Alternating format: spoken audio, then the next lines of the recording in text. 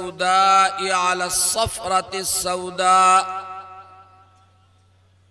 صدق رسول اللہ صلی اللہ علیہ وسلم۔ زبان و دل محمد کے ہیں، جان و تن محمد کا صلی اللہ علیہ وسلم۔ زبان و دل محمد کے ہیں، جان و تن محمد کا، قلم قرطاس لفظ و حرف فکر و فن محمد کا۔ جنید و ابو حنیفہ رومی و ہارون و ایوبی، جنید و ابو حنیفہ رومی و ہارون و ایوبی، ہما اقسام کے گل ہیں، یہ ہے گلشن محمد کا۔ جنید و ابو حنیفہ رومی و ہارون و ایوبی، ہما اقسام کے گل ہیں، یہ ہے گلشن محمد کا۔ غموں کی آزمائش ہو، خوشی کی شادمانی ہو، غموں کی آزمائش ہو، خوشی کی شادمانی ہو،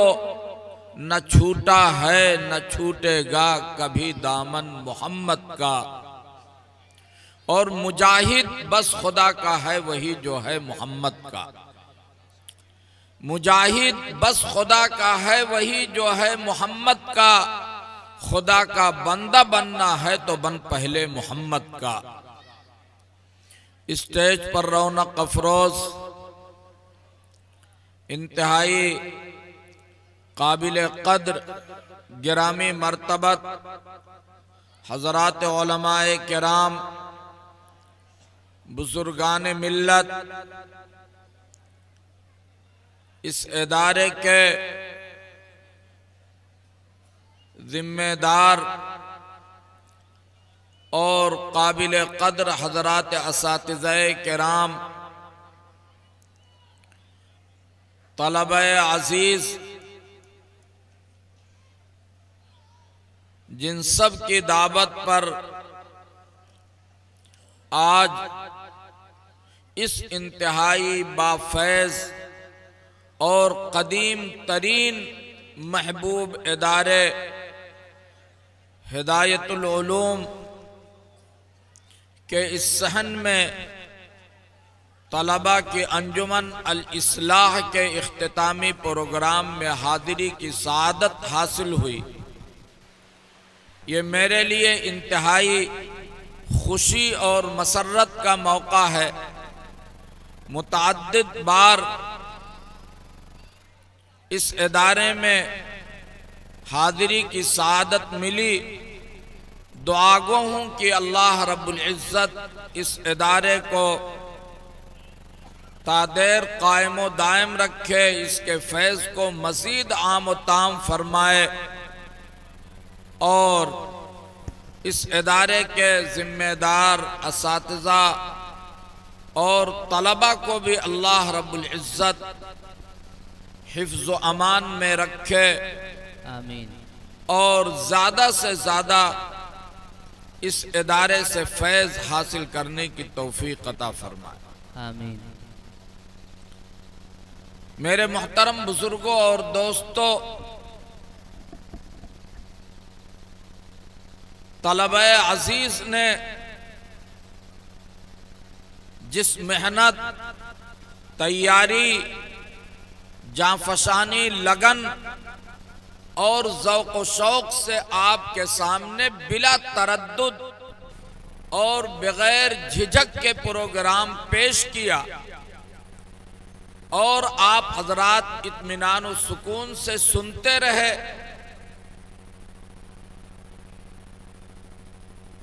عام طور پر یہ منظر اس قدر پختگی کے ساتھ اور بلا جھجک اور تردد کے ساتھ پیش کیے جانے کا ماحول کم نظر آتا ہے۔ ہم دل کی گہرائیوں سے اپنے ان عزیز طلباء کو مبارکباد پیش کرتے ہیں، ان کے اساتذہ کو جنہوں نے ان کے اوپر محنت کی اور ان کو اس قابل بنایا کہ وہ آپ کے سامنے اپنی خوابیدہ صلاحیتوں کو اس طریقے سے اجاگر کر کے پیش کر رہے تھے کہ محسوس ہو رہا تھا جیسے کوئی مجھے مجھائے مقرر ہوں اور ان کو پیش کرنے میں اپنی بات کوئی تردد نہ ہو۔ حقیقت میں ان اساتذہ کرام کی ذاتی دلچسپی اور ان کی محنت کا نتیجہ ہے۔ اللہ رب العزت ان سب کو اپنے شایان شان اجر جزیل عطا فرمائے، خاص طور سے طلبہ ششم کہ وہ طلبہ جو اس ادارے سے کسب فیض کر کے ام المدارس دارالعلوم دیوبند کا قصد کر رہے ہیں۔ کئی سالوں سے یہ سلسلہ یہاں کی طرف سے جاری ہے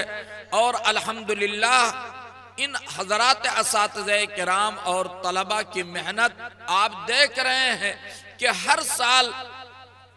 ہزاروں کی تعداد میں 12-13 ہزار کی تعداد میں طلبہ دارالعلوم دیوبند جاتے ہیں، جن میں سے معدود چند یعنی 1200 طلبہ کا انتخاب عمل میں آتا ہے ان 13,000 طلبہ میں سے۔ اور اس ادارے کا فیض الحمدللہ ایسا ہے کہ ایک بڑی تعداد میں طلبہ جاتے ہیں اور اللہ رب العزت انہیں دارالعلوم کے لیے قبول فرماتا ہے۔ ہماری دعا ہے کہ اللہ رب العزت ان بچوں کو بھی قبول فرما لے۔ آپ کو مجھے یہ بتانے کی ضرورت نہیں ہے کہ آپ اپنے ادارے کے لیے جو محنت کر رہے ہیں یا یہ اساتذہ طلبہ کے اوپر جو محنت کر رہے ہیں اس محنت کا کیا نتیجہ ہے۔ دارالعلوم میں ان کی قبولیت اور ان کا داخلہ یہ خود اس بات کی بڑے واضح دلیل اور بین ثبوت ہے۔ کہنے والے نے شیخ سعدی علیہ الرحمہ نے سچ کہا ہے، مشک آں باشد کہ خود ببوید نہ کہ عطار بگوید۔ مشک اور خوشبو ایسی چیز ہوا کرتی ہے جو خود مہک کر کے بتلا دیتی ہے اور عطر فروش اور مشک بیچنے والے کو بتلانے کی ضرورت نہیں پڑتی ہے کہ میں عطر بیچنے والا ہوں۔ اس ادارے کی خدمات اتنی عام ہیں اور آج بھی اسی طریقے سے رواں دواں ہے یہ ادارہ کہ یہ بتلانے کی ضرورت نہیں ہے کہ اس ادارے کی کیا خدمات ہیں اور اس وقت وہ کیا خدمت انجام دے رہا ہے۔ بس دعا ہے کہ اللہ رب العزت اس میں اور ترقی اور اضافہ فرمائے۔ طلبہ نے پروگرام پیش کیا۔ میرے اولین مخاطب میرے وہ طلبہ ہیں جو اس ادارے میں یا کسی اور ادارے میں داخل ہیں، اور اسی مناسبت سے میں نے قرآن کریم کی اس آیت کی تلاوت کی ہے جو ہمارے اور آپ کے آقا تاجدار بطحہ جناب محمد الرسول اللہ صلی اللہ علیہ وسلم پر پہلی وحی کے طور پر نازل ہوئی۔ غار حرا جس کی بلندی کو دیکھ کر کے آج بھی نگاہیں خیرہ ہو جاتی ہیں، راستے بنا دیے جانے کے باوجود اس غار حرا کی بلندی کے اوپر چڑھنا آج بھی مشکل ہو رہا ہے۔ اس غار حرا کی بلندی میں پر ہمارے اور آپ کے آقا محمد عربی صلی اللہ علیہ وسلم یکسو ہو کر کے اللہ کی عبادت کے لیے جایا کرتے تھے۔ وہیں آپ کے اوپر یہ پہلی وحی نازل ہوئی، اقرأ بسم ربک الذی خلق خلق الانسان من علق اقرأ وربک الاکرم۔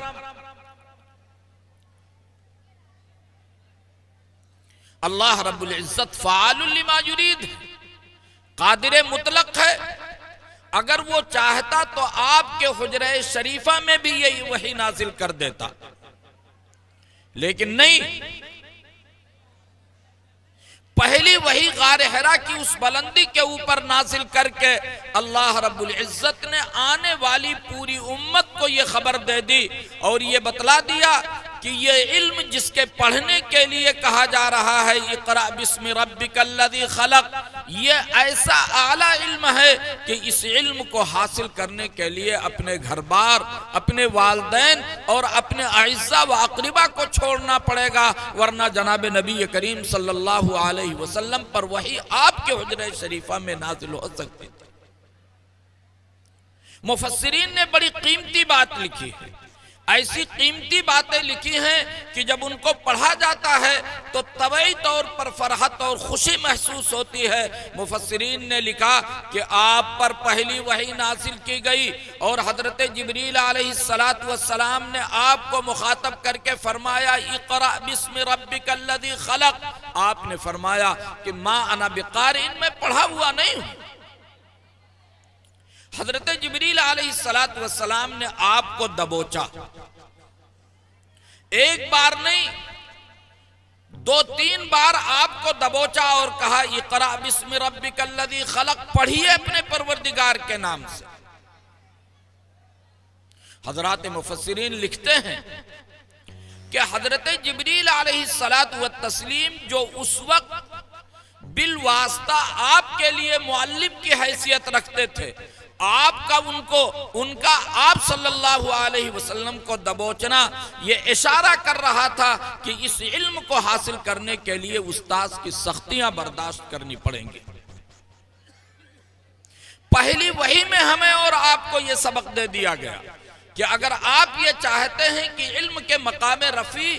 اور بلند مقام کے اوپر پہنچیں تو آپ کو گھر بار بھی چھوڑنا پڑے گا، استاذ کی سختیاں بھی برداشت کرنی پڑیں گی، تب جا کر کے یہ علم آپ کو حاصل ہوگا۔ مورخ یوں جگہ دیتا نہیں تاریخ عالم میں، مورخ یوں جگہ دیتا نہیں تاریخ عالم میں، بڑی دشواریوں کے بعد پیدا نام ہوتا ہے۔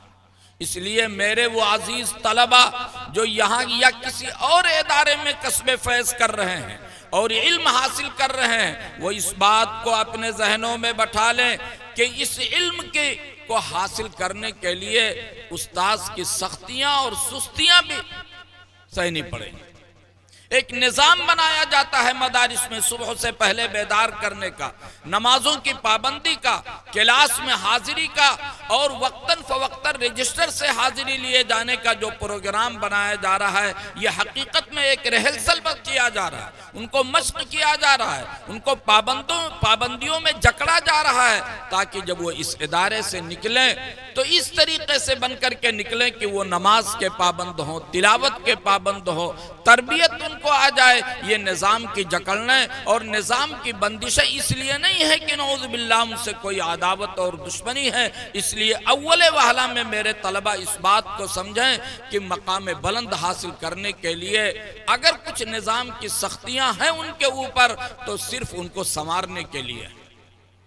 اور اگر نہ سنوارا جاتا اساتذہ کی طرف سے، اگر نہ سنوارا جاتا ان انتظامیہ کی طرف سے، تو آج یہ طلبہ جو برجستگی کے ساتھ آپ کے سامنے بول رہے تھے ان کے پاؤں میں لڑکھڑاہٹ اور لغزش پیدا ہو جاتی۔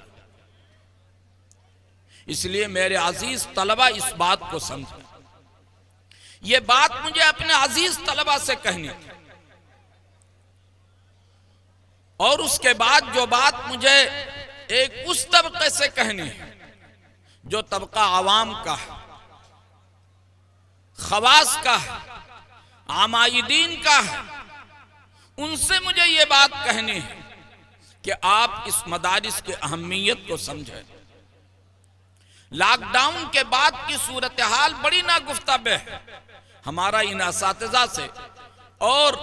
مختلف مدارس کے ذمہ داروں اور اساتذہ سے تبادلہ خیال جب ہوتا ہے تو ہم اس نتیجے کے اوپر پہنچتے ہیں کہ مدارس میں طلبہ کی تعداد گھٹتی جا رہی ہے، اور ہم اس کا دوسرا نتیجہ یہ بتاتے ہیں کہ مدارس میں طلبہ کی تعداد کے گھٹنے کا مطلب یہ ہے کہ ہماری طرف سے دین سے دوری ہوتی جا رہی ہے۔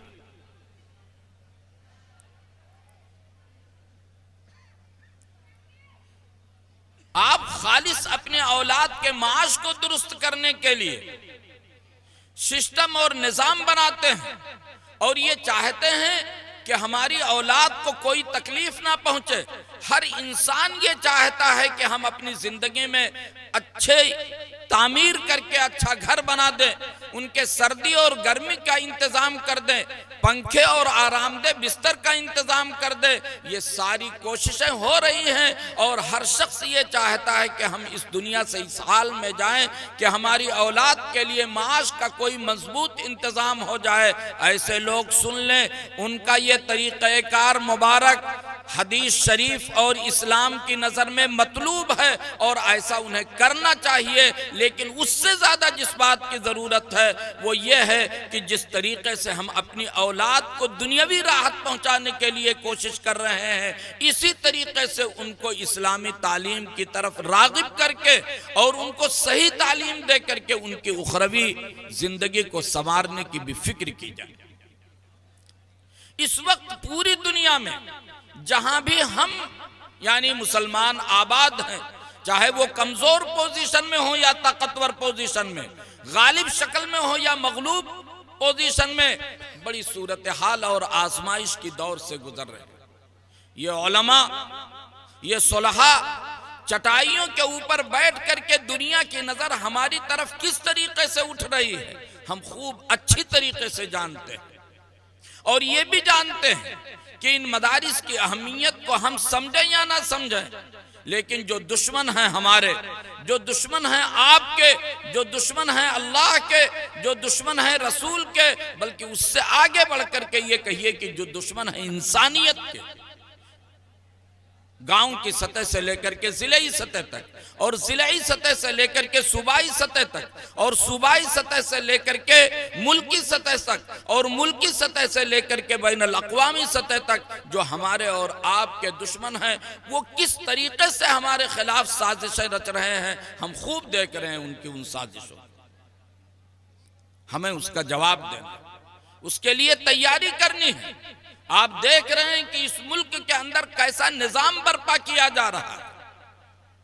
ایک ایسا تعلیمی نظام برپا کرنے کی کوشش کی جا رہی ہے کہ خدا نخواستہ اور ہزار بار خدا نخواستہ اگر وہ نظام رائج ہو جائے تو ہماری نسلوں کا ایمان اور یقین خطرے میں ہے۔ جس طریقے سے انہوں نے معاشرتی نظام برپا کیا،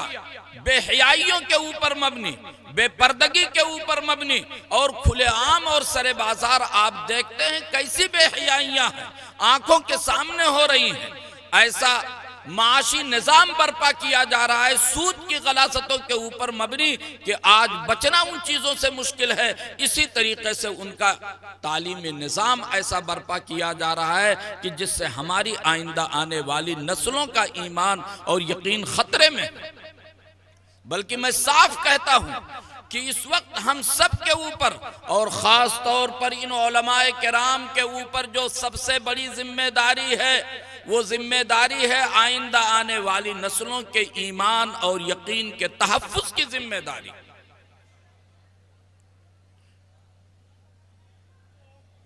کفر و شرک کو فروغ دینے والی طاغوتی طاقتیں اپنے پورے لاؤ لشکر کے ساتھ میدان میں، اور ہم یہ بات کہتے ہیں اور آپ بھی اس بات کی تصدیق کریں گے کہ ان طاقتوں کا نشانہ ہماری نمازیں نہیں ہیں، ان کا نشانہ ہماری عبادتیں نہیں ہیں،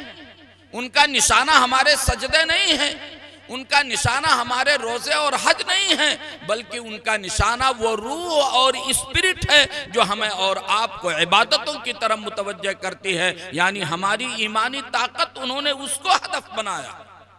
انہوں نے اس کو نشانہ بنا رکھا ہے۔ یہ اور بات ہے کہ ہمیں یقین ہے کہ انشاءاللہ وہ اپنی کوششوں میں کامیاب نہیں ہوں گے، لیکن ہمیں اور آپ کو ایک طرف اگر مایوس ہونے کی ضرورت نہیں ہے۔ ہزاروں خداؤں کے پرستار اگر وہ مایوس نہیں ہیں اور وہ ایسے خدا ہیں لا تنفع ولا تضر، جن کے اندر نفع اور نقصان پہنچانے کی صلاحیت نہیں ہے، تو ہم ایک خدا کو ماننے والے اور اس قرآن کو ماننے والے جس قرآن کا صاف اعلان ہے لا تقنطوا من رحمت اللہ، ہم بھلا کیسے نا امید ہو سکتے ہیں؟ مگر ضرورت ہے قربانی کی،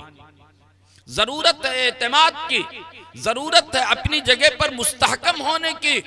اور یاد رہے کہ ایمان اور یقین کا تحفظ، ہزاروں اسکولز کھل جائیں، ہزاروں کالجز کھل جائیں، ہزاروں یونیورسٹیاں کھل جائیں، مگر ہماری نسلوں کے ایمان اور یقین کا تحفظ اگر صحیح طریقے سے انجام دیا جا سکتا ہے تو ان کچی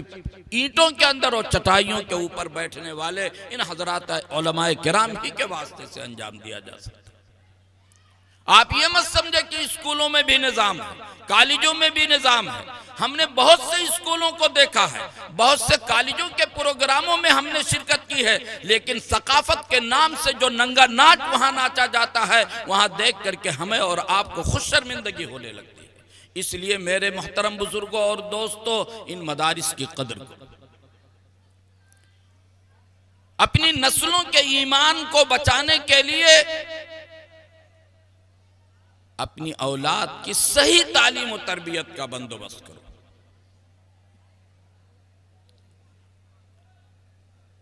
انگریزی سامراج ہندوستان کے اوپر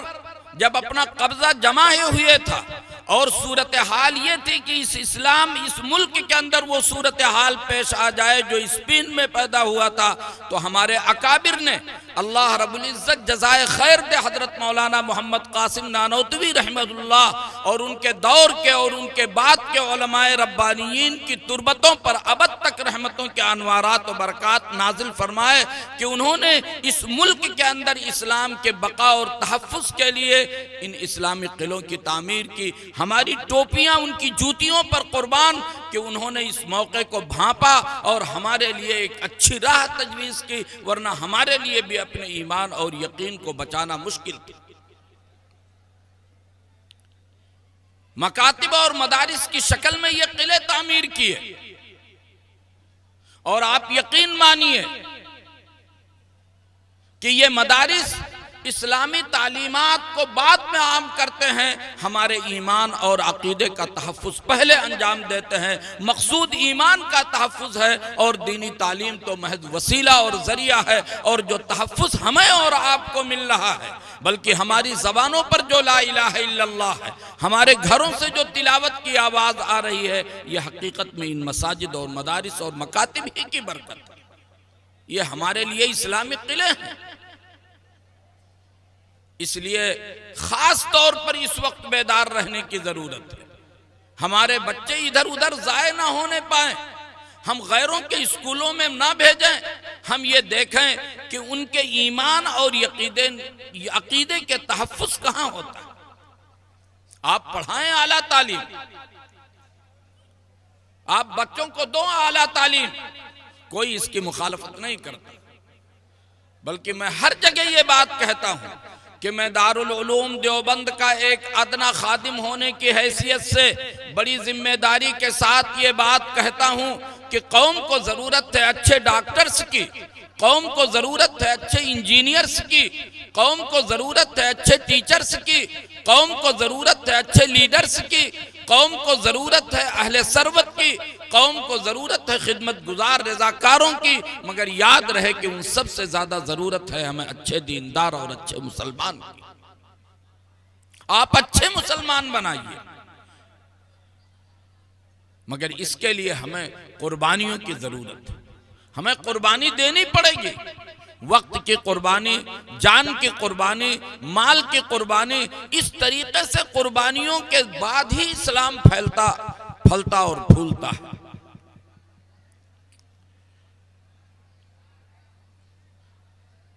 ہم نام لے رہے ہوتے ہیں اپنے اسلاف کے، حضرت صدیق اکبر رضی اللہ تعالیٰ عنہ کے اسلاف کا سلسلہ وہیں سے شروع ہوتا ہے۔ ہم نام لے رہے ہوتے ہیں حضرت عمر فاروق رضی اللہ تعالیٰ عنہ کے، ہم نام لے رہے ہوتے ہیں مجاہدین کے، سرفروشان اسلام کے، مگر جب ہم موازنہ کرتے ہیں تو ایسا لگتا ہے کہ ہماری ان سے کوئی دور دور کا بھی کوئی تعلق نہیں ہے۔ اقبال نے سچ کہا تھا، گنوا دی ہم نے جو اسلاف سے میراث پائی تھی، گنوا دی ہم نے جو اسلاف سے میراث پائی تھی، سریا سے زمین پر آسمان نے ہم کو دے مارا۔ میرے محترم بزرگوں اور دوستوں، بہت ضرورت ہے حساس رہنے کی، بہت ضرورت ہے پختہ عزم کی، اور بہت ضرورت ہے اپنے بچوں کو سنوارنے کی۔ سب کچھ آپ اعلیٰ تعلیم دیجئے، مگر ان کا عقیدہ آپ مستحکم کیجئے، ان کا یقین آپ پختہ کیجئے۔ اور یہ چیز کب حاصل ہوگی؟ جب ان چٹائیوں کے اوپر بیٹھنے والے علماء کرام کے سامنے سے انہیں گزار دیا جائے۔ وہاں سے گزاریے ان کو یہ جو چٹائیوں کے اوپر بیٹھ کر کے الحمدللہ رب العالمین الرحمن الرحیم سکھاتے ہیں، اور ان کو نماز کا طریقہ بتلاتے ہیں، ان کو روزے کا طریقہ بتلاتے ہیں، انہیں ایمان مجمل اور ایمان مفصل پڑھاتے ہیں، انہیں حلال اور حرام کی باتیں بتاتے ہیں، تاکہ ایک مومن بندہ اس طریقے سے زندگی گزارے کہ اس کا دماغ پاک ہو فاسد خیالات سے، اس کی نگاہ پاک ہو ممنوعات اور محرمات سے، اس کی زبان پاک ہو بے حیائی کی باتوں کے آنے سے۔ آج ہمارے بچوں کی صورتحال عجیب ہے، ہر ایک کے ہاتھ میں موبائل، بچوں کیا ایسا لگتا ہے کہ تصویر لینے کے گناہ کو گناہ ہی نہیں سمجھا جا رہا، ہر آدمی موبائل لیے ہوئے بیٹھا دینی جلسوں میں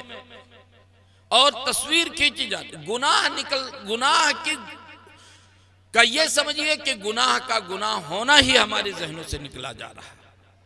یہ بات اچھی نہیں ہے میرے محترم بزرگوں اور دوستوں، ہمیں اور آپ کو بدلنا پڑے گا، ہم خود بھی اپنے آپ کو بدلیں، اپنی اولاد کو بدلنے سے پہلے ہم اپنے آپ کو بدلیں، اپنی اولاد کی صحیح تربیت کریں، ان کی صحیح دیکھ ریکھ کریں، وہ کن کے ساتھ رہتے ہیں، وہ کب سوتے ہیں، اسکول یا مدرسے وہ پابندی کے ساتھ جاتے ہیں یا نہیں جاتے، ان سب چیزوں کے اوپر نگاہ رکھنے کی ضرورت ہے، بہت بیداری کی ضرورت ہے۔ اس لیے یہ جلسہ یہ طلبہ کا پروگرام تھا، لیکن خاص طور پر طلبہ کے پروگرام میں جو مختلف موضوعات پر آپ نے تقریریں سنی، ان میں بھی اس کی طرف بتلایا گیا کہ ہمیں اور آپ کو کیا کرنا ہے، اور ہم بھی اس بات کو بتلا رہے ہیں کہ ہمیں اور آپ کو بیدار رہنے کی ضرورت ہے۔ اسی بیدار رکھنے کے لیے اس جیسے پروگرام کا انعقاد ہوتا ہے، تاکہ ایک بیداری آ جائے اور ایک اپنی ذمہ داریوں کا احساس ہمارے دلوں میں پیدا ہو جائے۔ ہمیں اور آپ کو بیدار ہونا پڑے گا۔ یہ روز و شب، یہ صبح و شام، یہ بستی یہ ویرانہ، یہ روز و شب، یہ صبح و شام، یہ بستی یہ ویرانہ، سبھی بیدار ہیں انسان اگر بیدار ہو جائے۔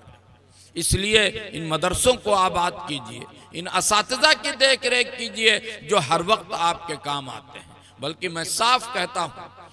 کہ ضرورت ہے اس بات کی کہ ہم ایسے بیدار ہوں کہ ہم اپنے دشمنوں کو جواب دے سکیں، اور جواب دینے کے لیے میں نہیں کہتا ہوں کہ تیر و تلوار اٹھانے کی ضرورت ہے،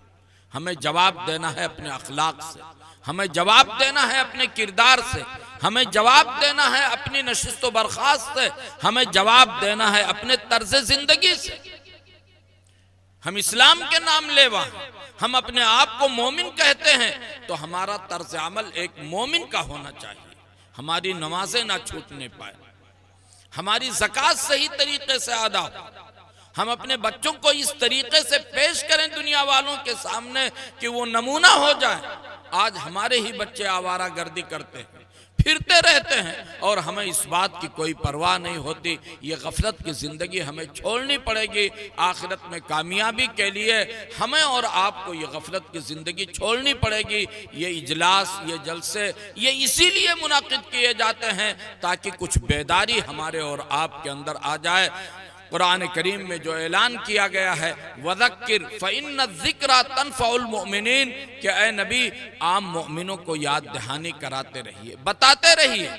غفلت کا پردہ پڑ جاتا ہے دلوں کے اوپر، اور ایسا پردہ پڑتا ہے کہ دل زنگ آلود ہو جاتا ہے، اور وہ صورت اور وہ کیفیت پیدا ہوتی ہے جو جناب نبی کریم صلی اللہ علیہ وسلم نے فرمایا تھا إِنَّ هَذِهِ الْقُلُوبِ تَسْطَعُ كَمَا يَسْطَعُ الْحَدِيدُ إِذَا أَصَابَهُ الْمَاءُ، کہ ان دلوں کے اوپر ایسے ہی زنگ لگ جاتا ہے جیسے لوہے کے اوپر زنگ لگ جاتا ہے۔ صحابی نے عرض کیا کہ اللہ کے رسول یہ کیسے معلوم ہو کہ ہمارے دل زنگ آلود ہو چکے ہیں؟ تو آپ نے فرمایا کہ جب گناہوں کا احساس ختم ہو جائے تو یہ سمجھو کہ تمہارا دل زنگ آلود ہو چکا۔ اب ہم جائزہ لے لیں، اپنا جائزہ لے لیں، اپنے سماج کا جائزہ لے لیں، اپنے معاشرے کا جائزہ لے لیں کہ ہم جھوٹ بولتے ہیں مگر جھوٹ کے گناہ ہونے کا احساس نہیں ہوتا، فریب دیتے ہیں، دھوکہ دیتے ہیں، اور سر عام جھوٹ بولتے رہتے ہیں مگر ہمیں ہمارے گناہوں کا احساس نہیں۔ یہی صورتحال زنگ آلود ہونے کی۔ کسی صحابی نے عرض کیا کہ اے اللہ کے رسول وما جلاؤہا، کہ جب دلوں کے اوپر زنگ لگ جائے تو کس طریقے سے اس زنگ کو دور کیا جائے؟ جناب نبی کریم صلی اللہ علیہ وسلم نے فرمایا کہ دیکھو موت کو کثرت کے ساتھ یاد کیا کرو، تمہارے دل کا زنگ دور ہو جائے گا۔ اور دوسرا عمل بتلایا جناب نبی کریم صلی اللہ علیہ وسلم نے، فرمایا کہ قرآن کی تلاوت کثرت کے ساتھ کرو، تمہارے دل کا زنگ دور ہو جائے۔ اس لیے میرے محترم بزرگوں اور دوستو، ہم سب سمجھتے ہیں کہ ہمارا دل زنگ آلود ہو چکا ہے، ہمیں اور آپ کو ان دونوں عمل کے اوپر توجہ دینے کی ضرورت ہے۔ موت کو یاد کرنے کی ضرورت ہے، تلاوت قرآن کو کرنے کی ضرورت ہے، اپنی زبان کو،